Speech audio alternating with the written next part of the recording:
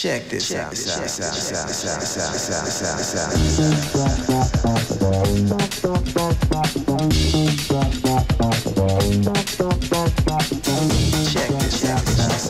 김태현의 정치쇼 3부 우리 경제 뭐가 문제인지 혼쭐 나는 시간 혼쭐 경제 전 미래에셋 애널리스트이자 현 광순의 복덕방 이광수 대표와 함께합니다. 안녕하세요. 안녕하세요.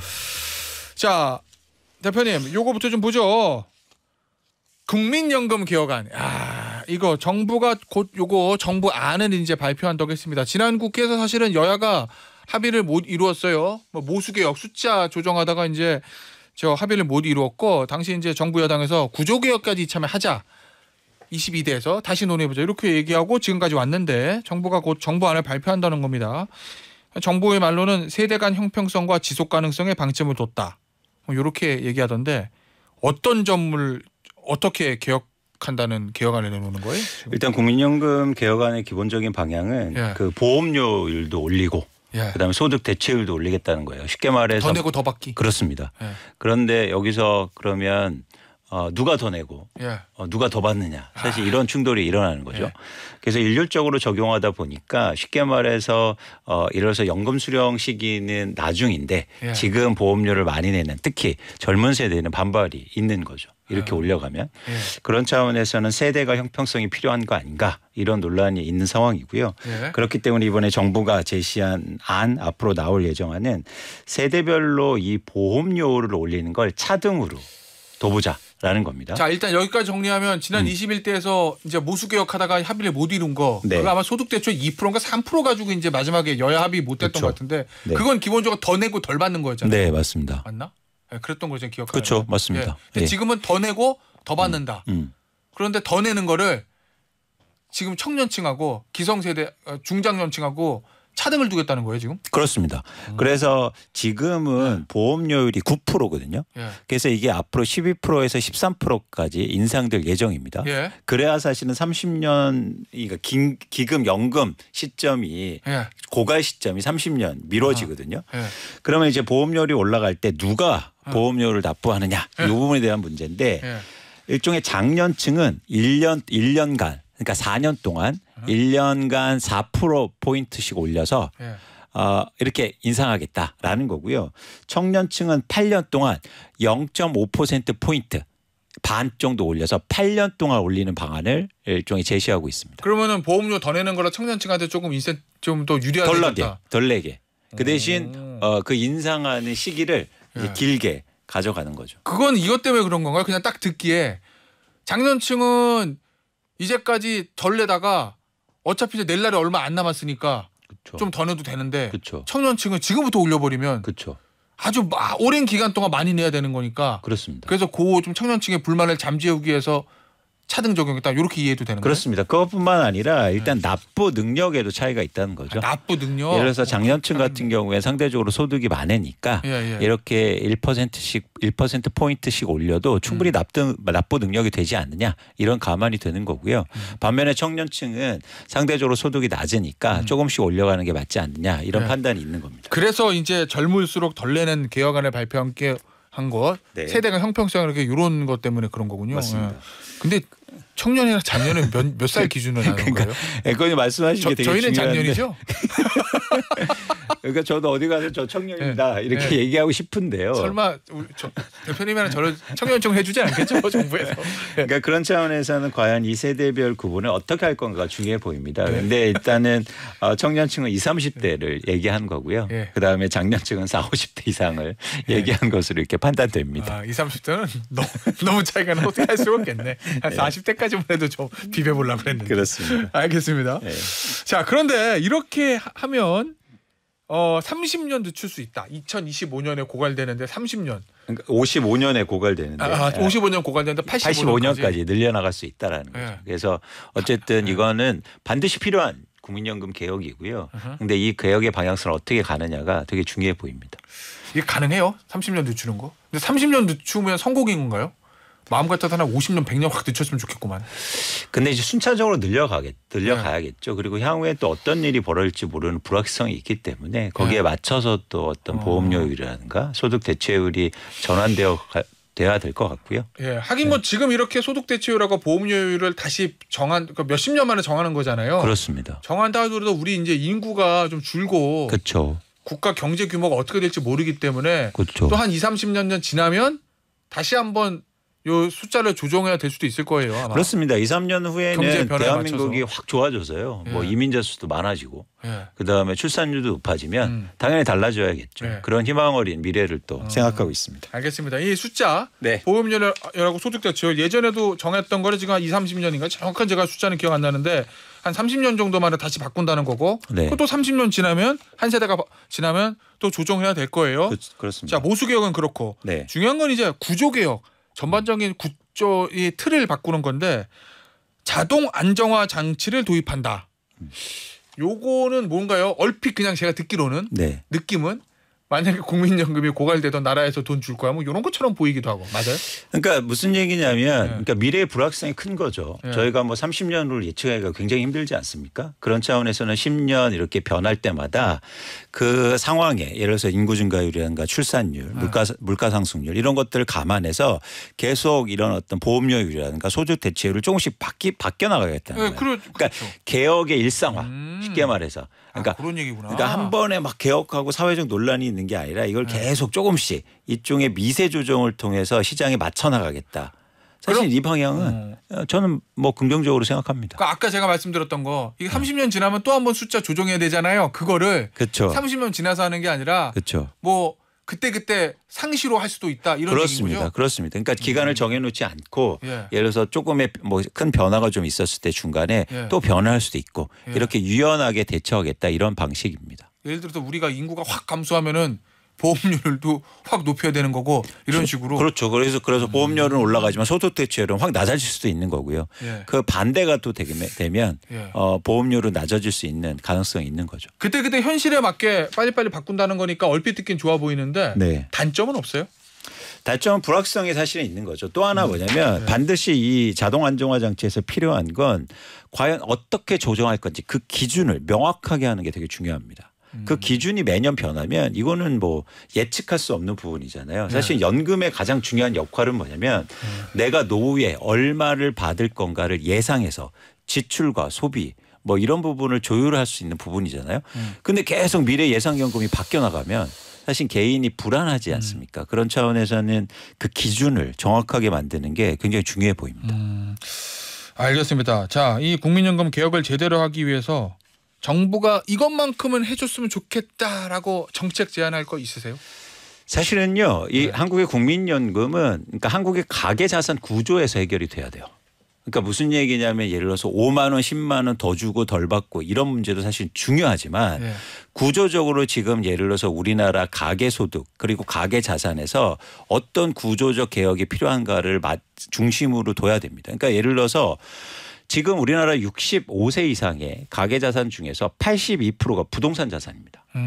그러면 부동산에 어떻게 해결이 안 되면요. 사실 대부분 노후의 어떤 소비는 이 연금에 기댈 수밖에 없거든요. 그리고 개인연금은 현저하게 적은 상황이잖아요.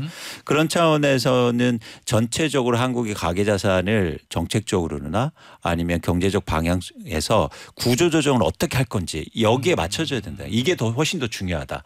예를 들어서 일본 같은 경우에도 2004년도에 국민연금 개혁이 우리나라처럼 보험료율이 올라가는 그런 계획을 단행했습니다. 그런데 사회적 수용성이 상대적으로 높았던 가장 큰 이유는 단가의 세대라고 하는 세대가 돈을 많이 갖고 있었어요. 저축이 많죠. 일본 그렇죠. 국민들이. 현금을 막 엄청나게 들고 있으니까 연금 좀 내라고 했을 때 사회적 수용성이 컸던 거예요. 그런데 대한민국은 지금 젊은 세대도 그렇고 장년층도 그렇고 부동산 자산은 많고 현금 자산은 작은 상황 속에서 연금의 개혁이 과연 사회적으로 수용 가능하느냐. 이런 부분에 대해서는 사실은 그러니까 연금만 개혁하는 게 아니라 금융과 그리고 가계자산의 구조적 개혁이 좀 필요하지 않느냐 보고 있습니다. 예전에 그런 얘기 많이 했잖아요. 일본 경제의 가장 힘과 가장 무서운 것 중에 하나가 국민들이 저축을 많이 가지고 있다. 그렇습니다. 현금 들고 있는 게 많다. 요건데 상대적으로 우리는 부동산에 많이 물려 있어서 그렇죠. 그게 안 되는 게 조금 국민연금. 근데 예를 들어서 지금도 막 된다. 계속 빚내서 집산하는 구조가 지속되면 사실은 이 연금 구조가 개인연금도 없고 그러면 전부 다 국민연금에 기대어 살아야 되는데 사실 이런 부분에서 사회적 갈등이 훨씬 더 고조될 수 있다는 겁니다.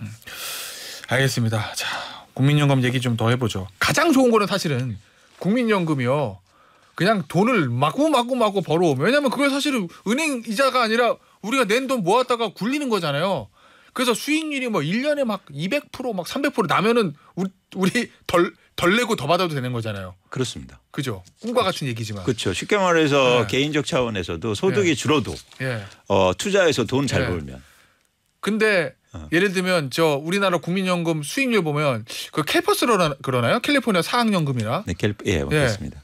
또 어디더라? 노르웨이 국민연금인가? 그렇죠. 그런 데에 비해서 수익률이 엄청나게 낮거든요. 네. 수익률이. 네. 근데 지금 보니까 국민연금이 비트코인에 수백억 투자했다. 네. 그러니까 이거 잘 걱정되기도 하고. 그러니까 정확히 말씀드리면 장기 평균 수익률이 낮은 거지 뭐 연도별로 비교하면 이제 편차가 좀 있는 거고. 장기 평균 수익률이요? 네, 그렇죠. 그 낮은 이유가 뭐예요, 기본적으로? 저희가 생각하기에 포트폴리오의 다양성이 제한돼 있기 때문이에요. 그러니까 그래요? 쉽게 말해서 주식 비중이나 대체자산 비중이 상당히 높다 보니까 변동성이 큰 거죠. 예를 들어서 시장에서 막 경기 침체 우려도 있고 금리 변동성이 커지면 갑자기 수익률 나빠졌다가 또 주가 오르면 막 갑자기 수익률 좋아지고. 그래서 결국에는 포트폴리오의 다양, 쉽게 말해서 분산 투자를 할 필요가 있습니다. 우리가 한마디로 국민연금 기금운용본부에서 투자 못 한다는 거네, 그럼.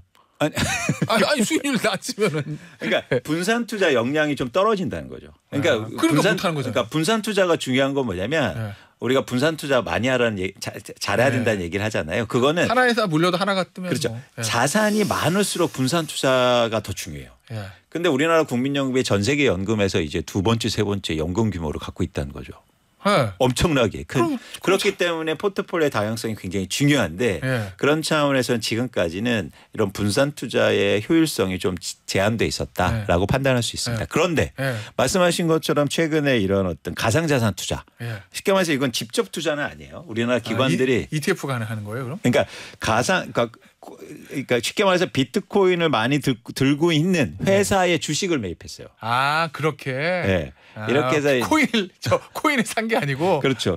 이런 비트코인을 많이 보유한 마이크로 스트래티지라는 회사의 주식을 보유하게 된 건데요. 이제 그런처럼 이제는 일종의 포트폴리오 다양성을 위해서 국민연금도 노력하고 있는 거죠. 그런 측면에서는 저는 긍정적이다라는 판단을 하고 있습니다. 알겠습니다. 이 수익률을 높일 수 있는 비책 하나 알려주시면 안 돼요? 국민연금. 잘하셔야 됩니다, 이거. 우리의 미래가 대표님의 말 한마디에 달려 있어요. 그러니까 저는 투자를 할 때 중요한 건 분산 투자인데 우리가 불확실성을 줄이는 분산 투자가 필요해요. 그러니까 무슨 얘기냐면 국민연금이 지금 해외 자산 투자 많이 들리겠다 이런 얘기를 합니다. 근데 해외 자산 투자는 우리가 컨트롤할 수 있습니까? 잘 안 되죠. 안 되죠. 예를 들어서 국민연금이 엔비디아 주식을 많이 갖고 있어요. 그렇다고 해서 엔비디아 주가에 대해서 영향력을 못 발휘하는 거죠.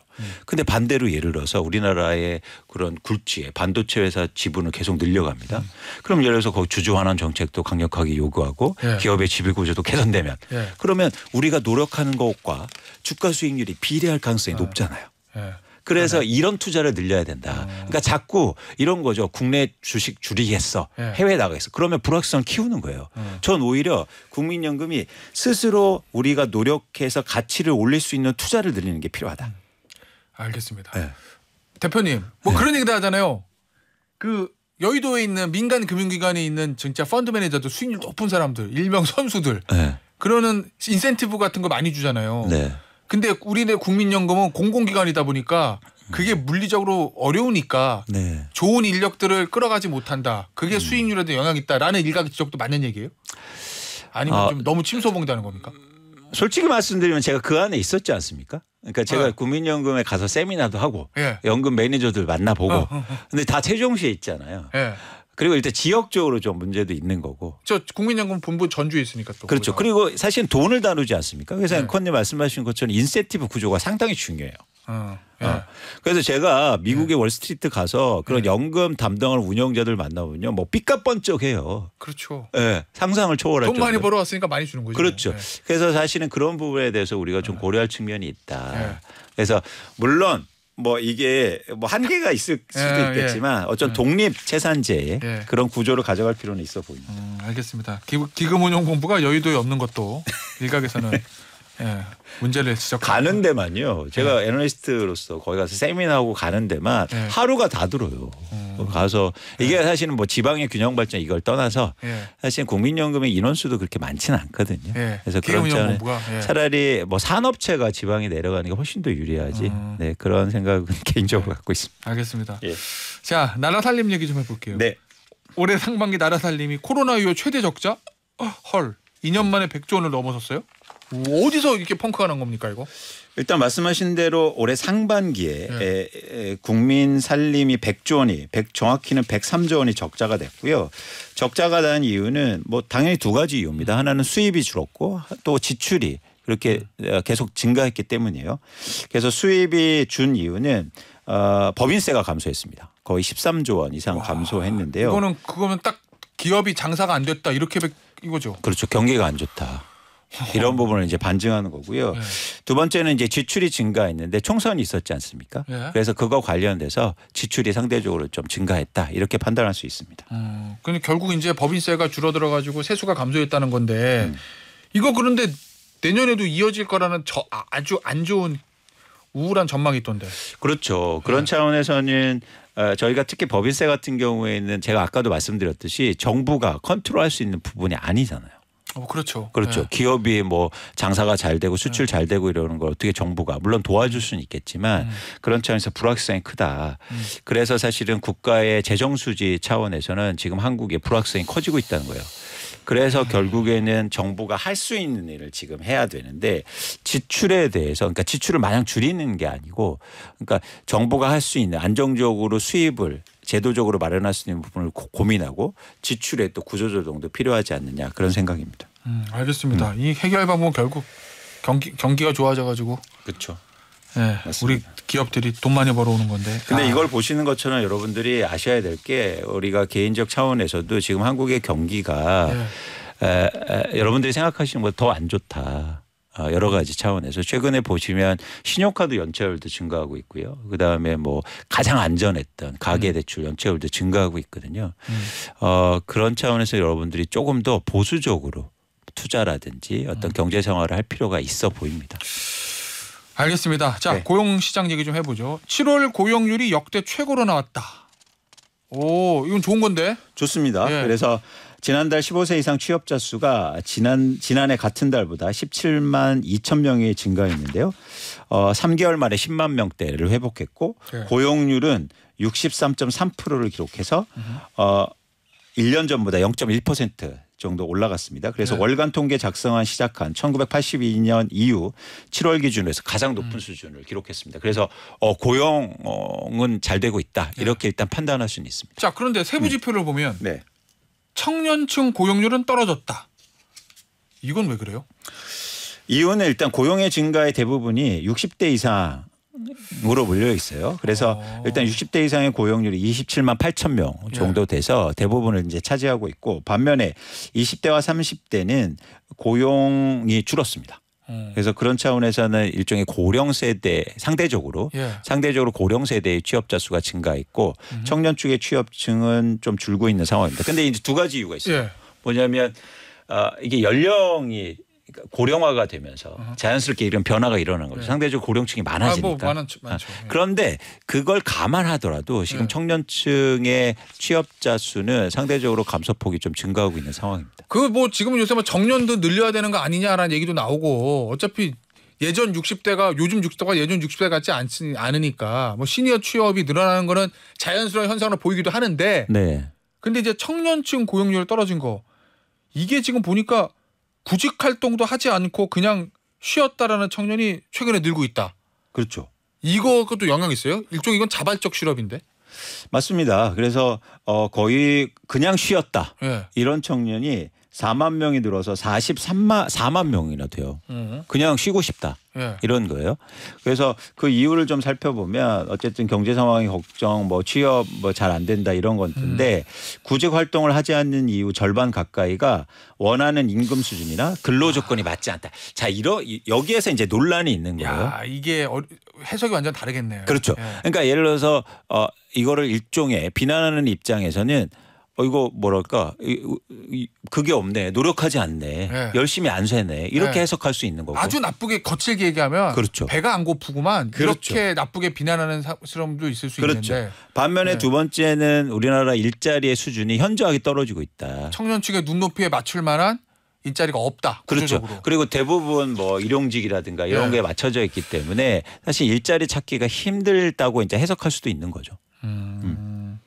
이건 대표님 보시기에는 어느 게 맞습니까? 완전히 상반된 시각인데. 전 후자가 많다고 봐요. 그러니까 청년들한테 배가 불렀다, 일하기 싫어서 니네 놀고 있는지 이렇게 판단하기는 힘들다. 뭐냐면 그들이 지금 방 안에 있고 나오지 않는 이유는 사회적 배경이 그러니까 사회적인 현상이라는 거죠. 사회적으로 만든 현상 때문에. 그래서 사회적인 변화가 필요하고 보고 있고 그런 차원에서 좋은 일자리를 만드는 노력들이 좀 더 배가 될 필요가 있어 보입니다. 그런데 이제 논란이 있는 거죠. 예를 들어서 아까 말씀드린 것처럼 정년을 늘리면 청년이 들어갈 일자리가 줄어드는 거고. 그래. 그래서 또 아까 국민연금처럼 세대 간 갈등이 되는 거예요. 그래서 그러니까 예를 들면 세대 간 갈등을 최대한 줄이면서 사회적 변화를 이루는 방법들이 전 충분히 있다고 봐요. 예를 들어서요. 예를 들어서 근로시간을 단축하는 거예요. 1인당 근로시간을. 그러면 혼자 하던 걸 둘이 하는 쉽게 그렇죠. 얘기하면 일자리가 나누기가 되지 않습니까?